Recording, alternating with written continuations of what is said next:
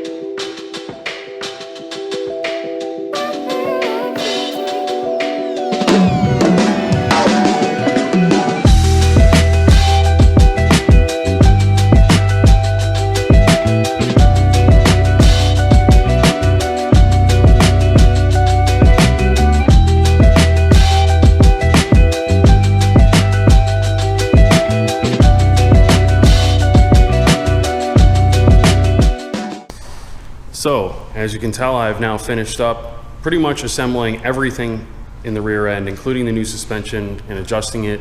I set him up with the same settings that I have on my own suspension on the Black Zenith, simply because it's, you know, the exact same car and he's planning on doing the exact same thing I am. I recommended that he gets a corner balance and alignment from Boostin, which will further adjust them, but after taking measurements at home, this is the way that I have mine set up, and that's also with the help of Devin over at Boostin and having the corner balance and alignment. So this should be pretty close until he gets on their alignment rack in the meantime. And I've already added the fluids as well in the rear. When I'm doing a big project like this, I really like to work my way from one side of the car to the other. So when I start adding fluids and torquing everything down to spec, like I said, work one way from the vehicle to the other. So now that we're done with the rear end and setting that all up, we're gonna work our way towards the front I'm gonna do the fluids in the transfer case and the transmission. And then from what I understand, I'm also gonna be receiving the speed gear for the speedometer as well as the reverse light switch. So that's what I'm moving on to next. And if you guys have any questions or feedback below about my process, let me know. Feel free to leave comments below. I'd love to hear from you guys. Obviously, everybody has their own way of doing things. I wouldn't say that there's a right and a wrong way. There's certainly an appropriate way of doing things, but if it works and it gets the part installed accurately without breaking anything and doesn't have issues down the road because everything's torqued properly, it doesn't matter how you go about it, what the process is, as long as it's torqued. That's all I care about. So I'd much rather take my time on these type of things rather than rush. That's really what separates me from a lot of the shops out there. Is you want somebody that's really going to have attention to detail and go slow as opposed to rushing through a bunch of other cars. That's what I do here. So accordingly, yes, you're going to pay more because there's more hours put into it, but the guarantee that you get along with that speaks for itself, and you get what you pay for. So that's a lot of the reasons why the customers that I have are return customers and are probably here for life. With that being said, let's go ahead and move on. What the hell's Billy over here doing? Causing all kinds of hammering and noise stuff, man. I'm helping though. He is. Yeah. Yep. See, you didn't know this about Billy, but he, as a hobby, he likes to make flex plates. Yeah. This is like a hobby of his, apparently. Yep. This is all he does.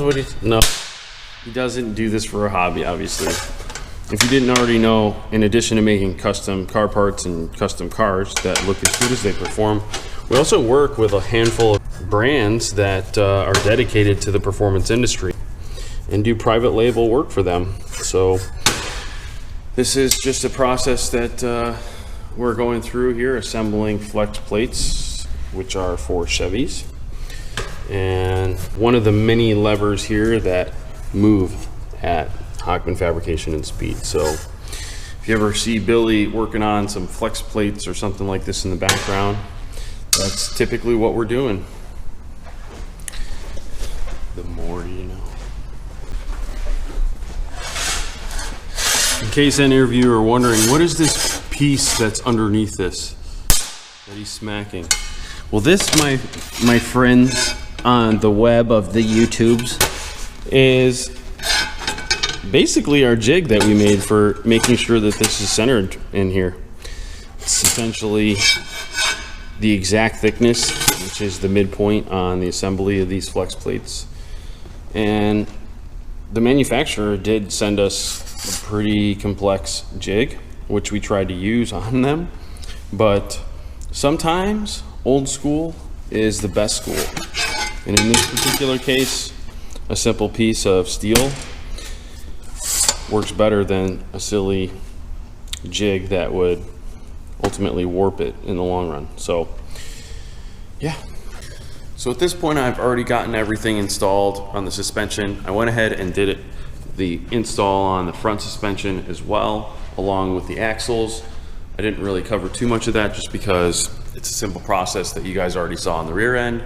But that's all the time we have for today's episode. Be sure to check in with us next time as we finish up Stavros' Evo transformation. Everything is pretty well buttoned up except for the turbo kit, so all the sexy items are about to get installed next, and then it's startup time. So be sure to check it out. If you haven't already, hit like on this video and subscribe to the channel with notifications on if you want to be aware of when new videos are coming out. You never know what I'm going to be building in the shop next. Thanks again for joining us, and we'll see you next time.